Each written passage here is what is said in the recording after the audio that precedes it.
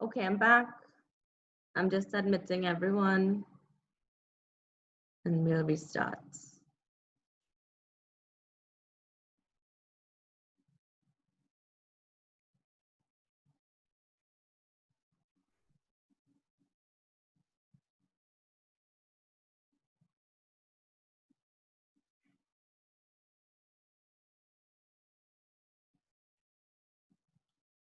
Right, so let me share my screen. Right, everyone is seeing?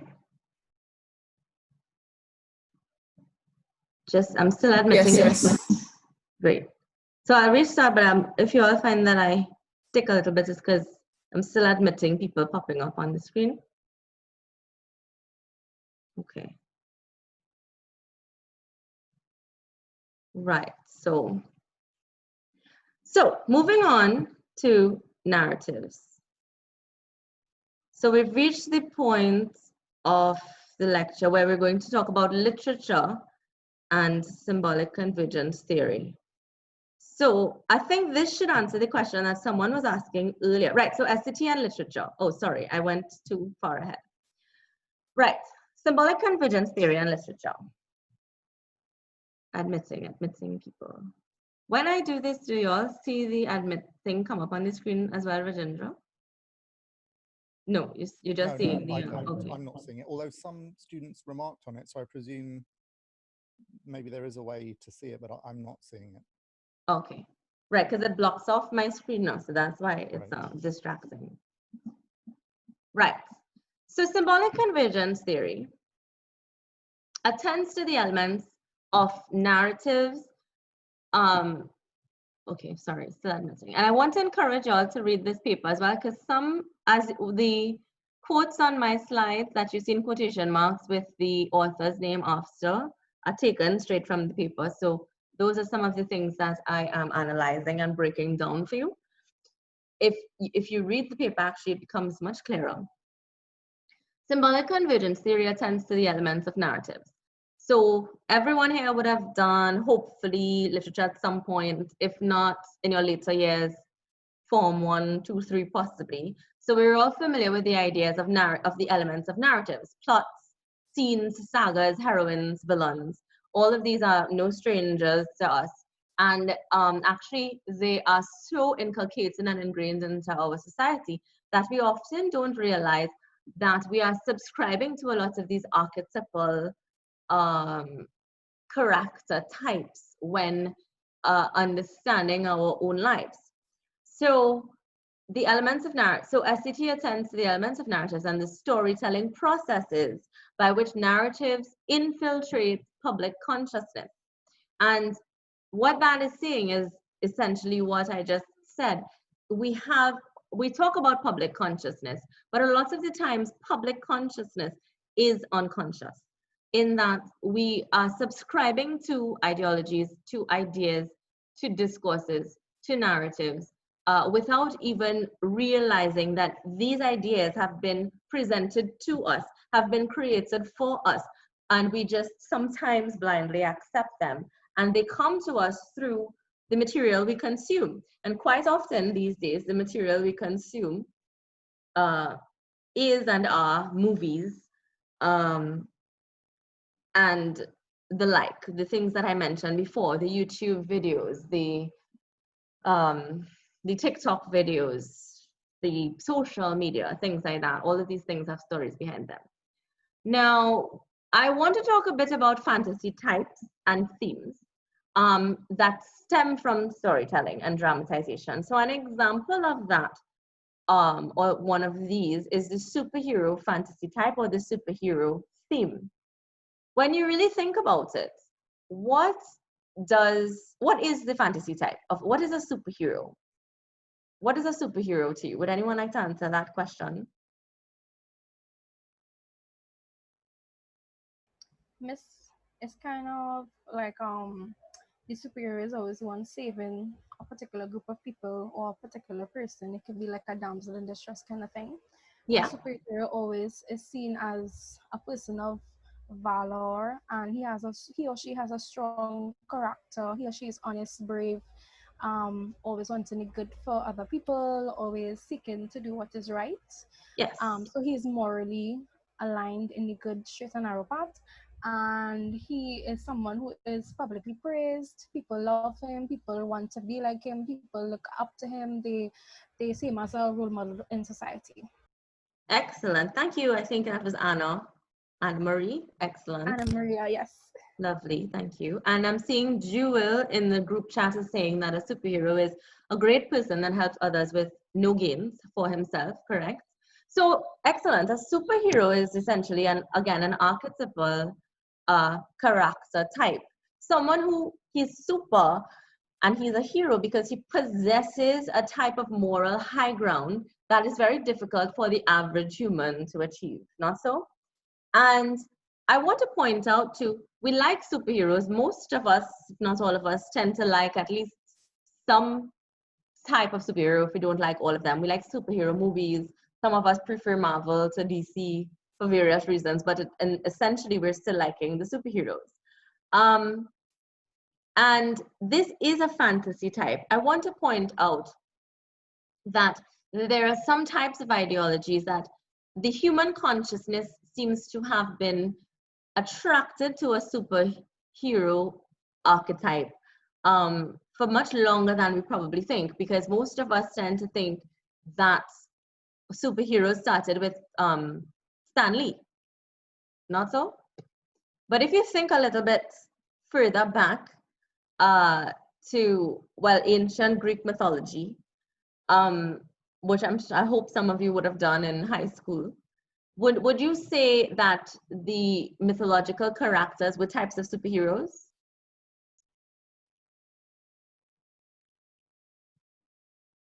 No one? Anyone? I think they're more portrayed as gods, or Right. or like having some kind of like godly characteristic about them. Gaudy or deity, or the characteristics of a Yeah, deity. deity, Right, yeah. but I think some of them, like Hercules, he could be like a Hercules. superhero kind of vibe, but Yeah. like not necessarily like Zeus. I think Zeus is more portrayed as like a god leader, or kind of above all other people kind of thing.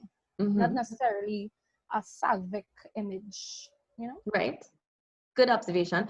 But essentially, when we say that so our Marvel superheroes, our DC superheroes tend to have very high moral grounds and standings, which is how we have tended to understand superheroes.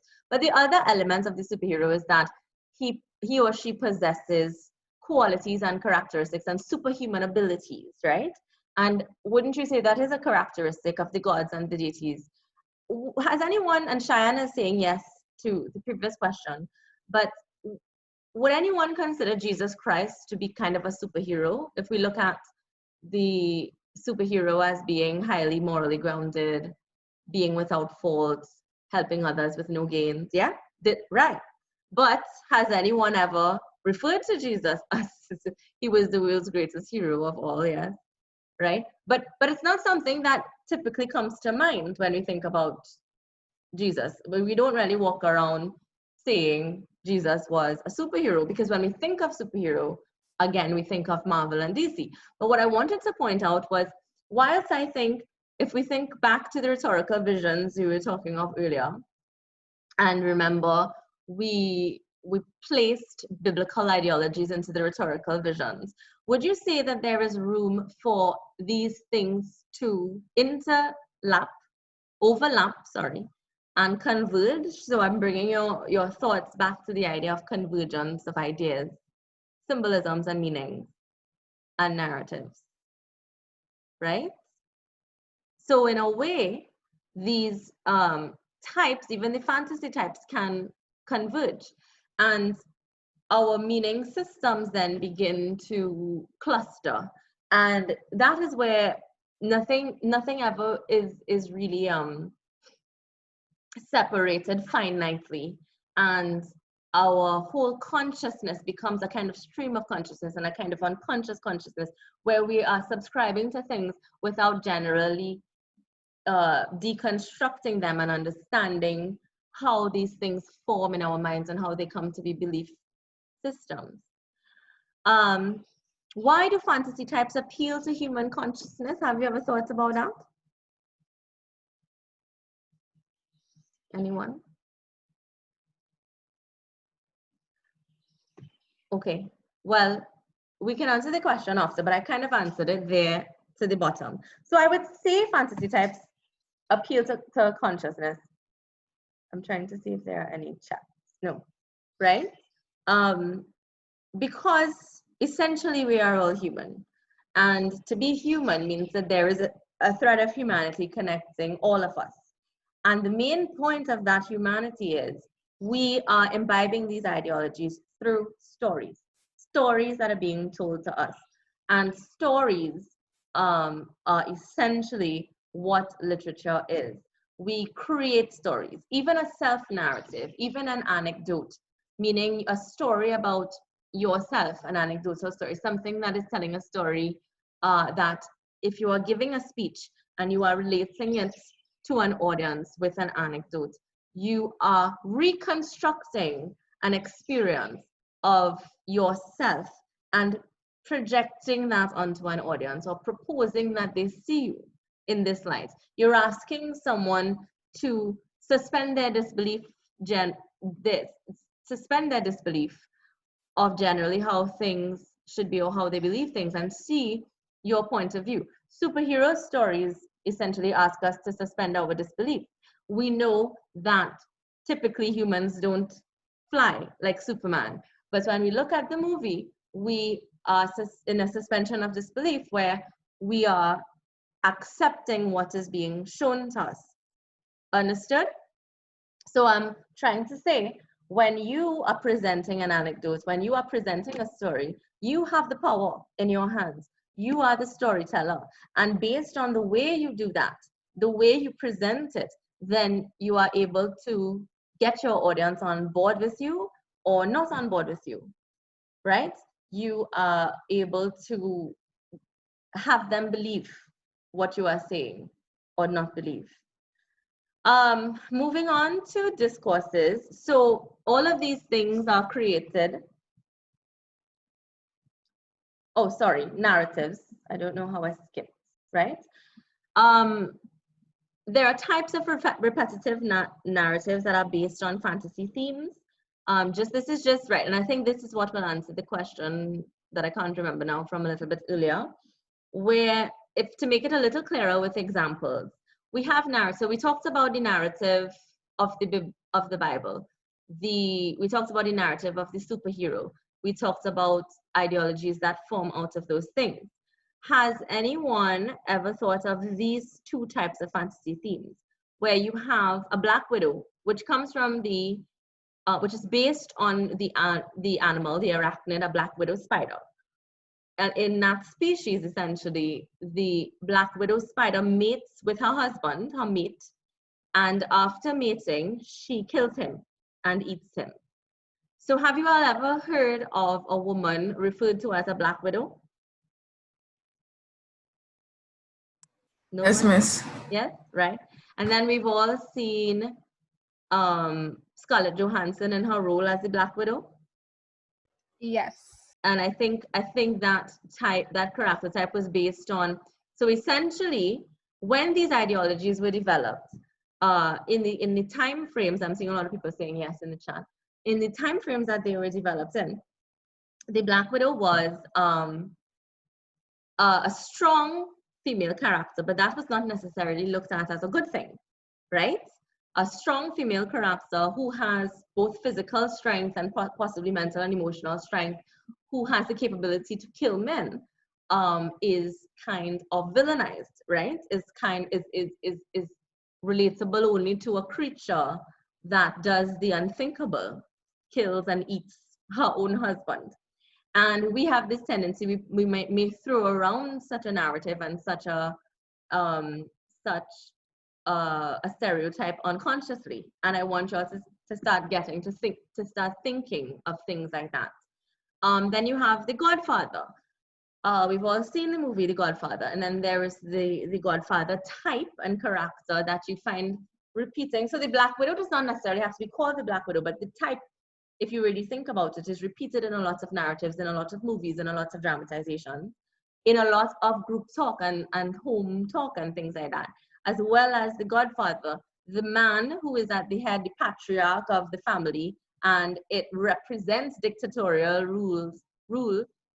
rulership by men, right? So that the role of the Godfather, however, has not necessarily been seen so much as evil in the way that the Black Widow is seen, but as kind of cool.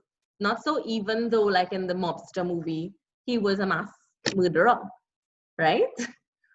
So these are things that I want you to think about, and the way that we sometimes accept narratives without really focusing on their origins. The rhetorical vision that encompasses this type of narrative is something like the battle of the sexes, that you have two strong characters of different sexes. One is female, one is male, and essentially they must now fight to see which one comes out on top, but one still gets, I think, a worse rap than the other.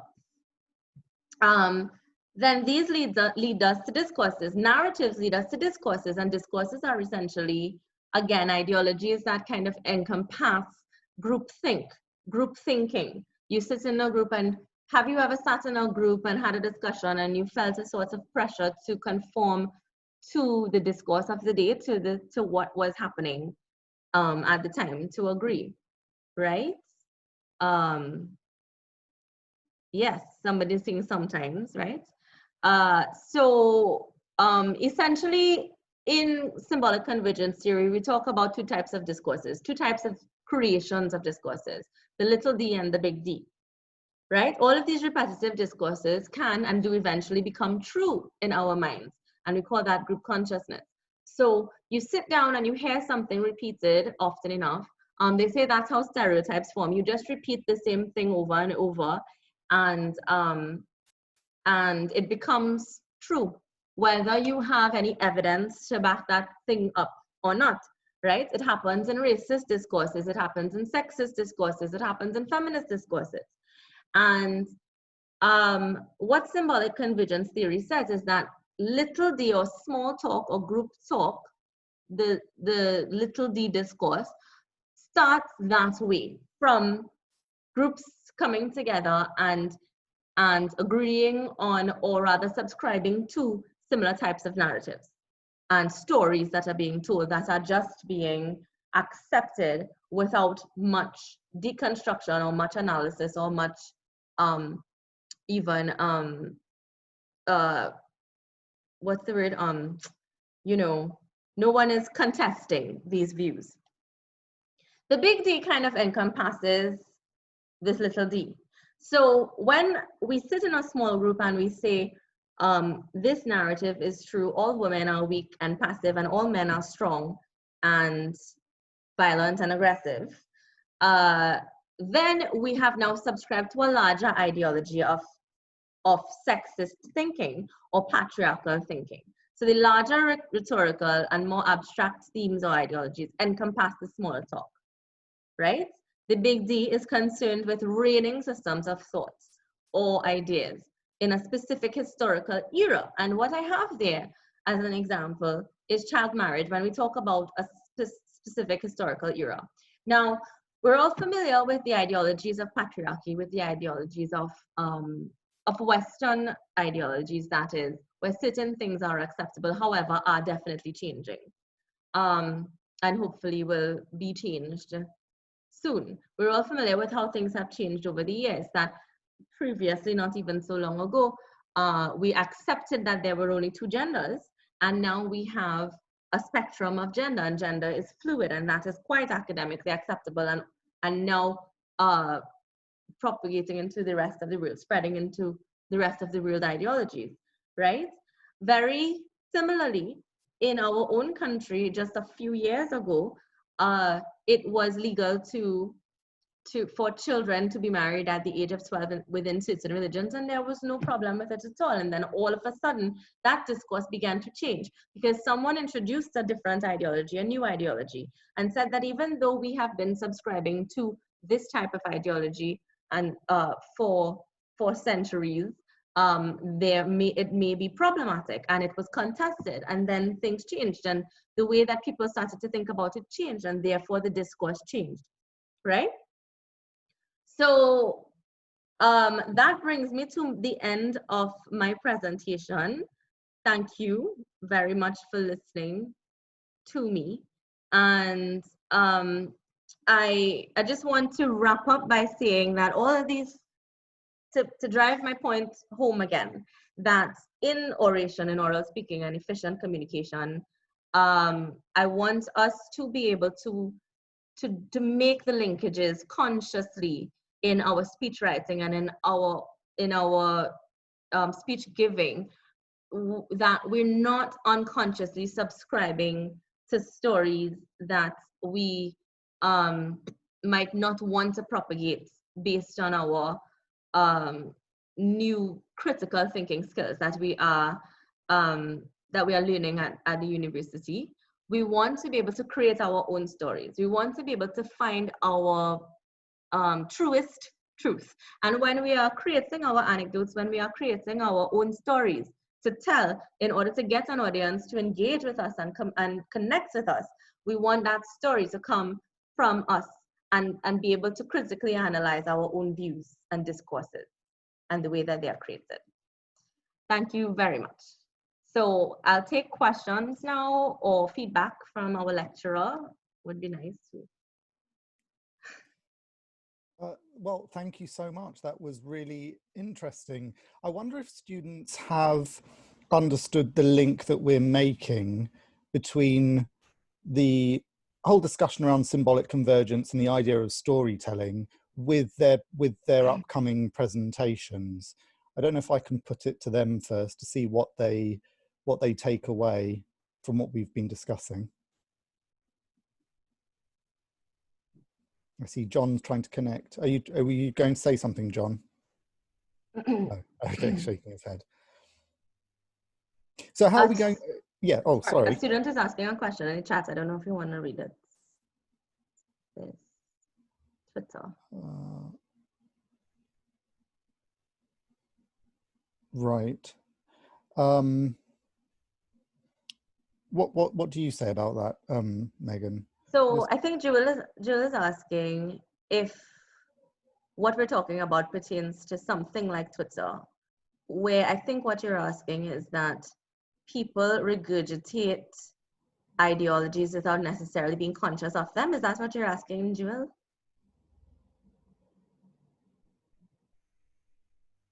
Jewel, are you there? If that's what you're asking, I would say that happens not just on Twitter, but on most social media platforms, and most platforms, without critical thinking or without a deconstruction of where thoughts and narratives are coming from, discourses, we have a tendency to regurgitate what has already been put forward for us. The question is in reference to the discourse of the big D. Yeah, so basically ideologies, accepted ideologies.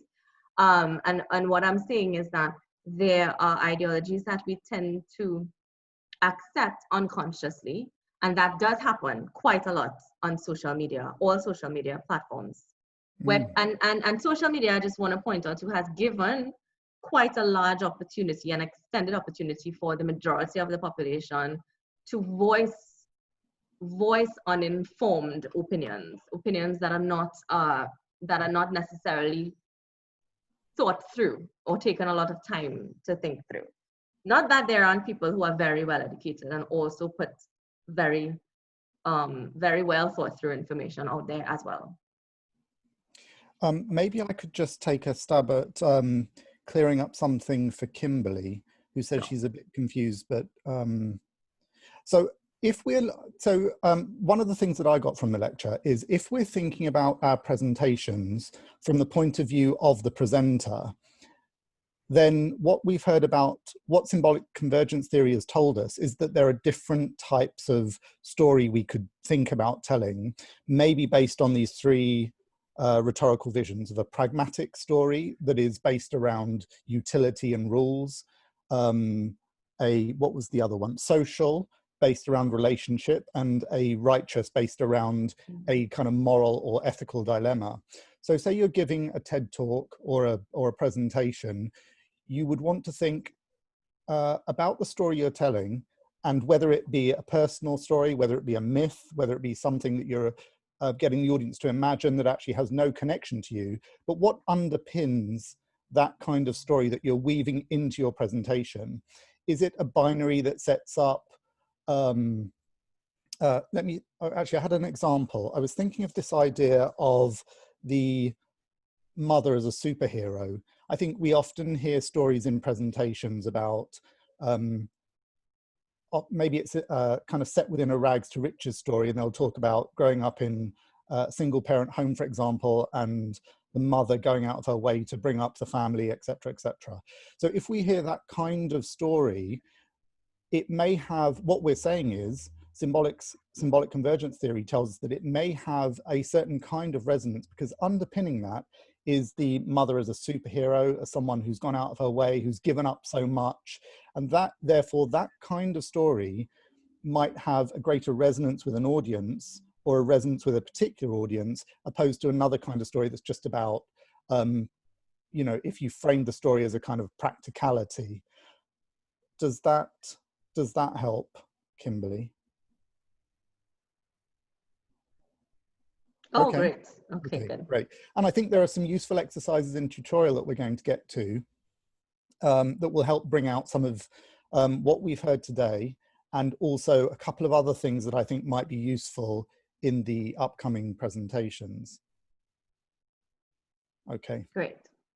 Yes. Over to you, Megan. Anything else that you want to?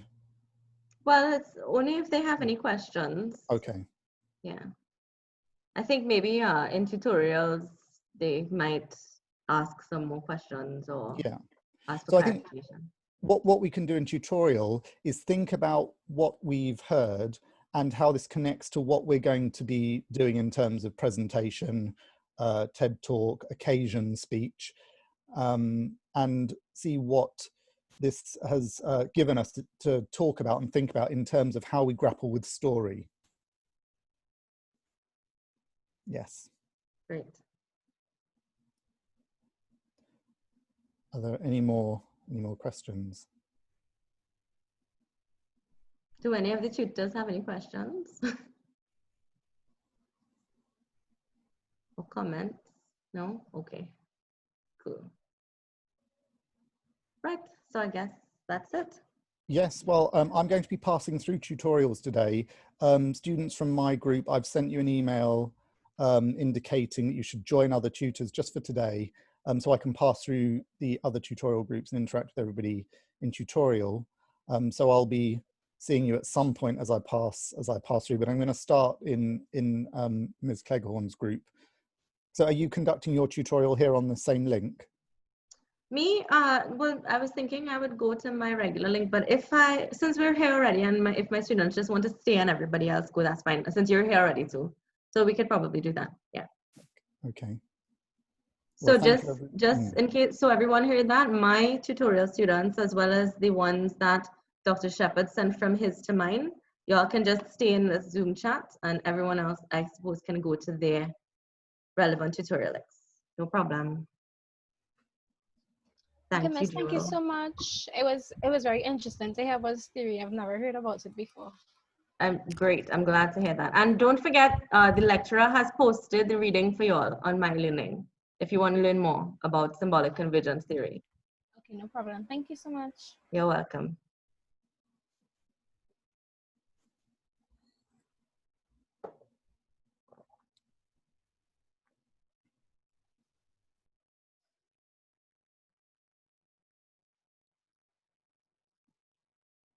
So, Virgindra, there were 69 participants from what I saw. Yes, I saw that. I saw. How large is the class? It's 100 and is it 110? I think. Okay. Yeah. Well, I guess that's a good turnout relatively. That's a good turnout. Yeah. It's better than most electoral turnouts for elections. Right. Oh no, we're running out of time. I'm going to have to. We're going to start over. I have 9 minutes. Yeah. Okay. What am I? restart or go to my thing? It's completely up to you. I will do whatever it is that you think we should do, because I don't know what, if you told your students, if there are others going to go to the other link or... Oh, I didn't think about that. You know what, maybe we should do it on BBC then, in Okay. case any students, so is everyone hearing me? Thank you, Aliyah, for that comment. Okay. I'm really glad that you all enjoyed the presentation, those of you who are saying so. All right, so I'm just going to log off of Zoom then, and we'll go to our regular BBC link if you all heard that conversation, just in case there are any students who missed the lecture and would not be aware that we're here. Okay? Megan, so that BBC, sorry, Megan, that BBC link, is that the one that I would have put on my learning, or is it That is the one I regularly use. It's the first one. I only ever use one link, the guest link, because I still am not on my learning. Okay, I'm just going to so just call me or anything if you're not getting through. Okay, sure. Okay. I will do. All right, ending now. Thanks so much. See you guys in half a minute. I'm gonna start there now.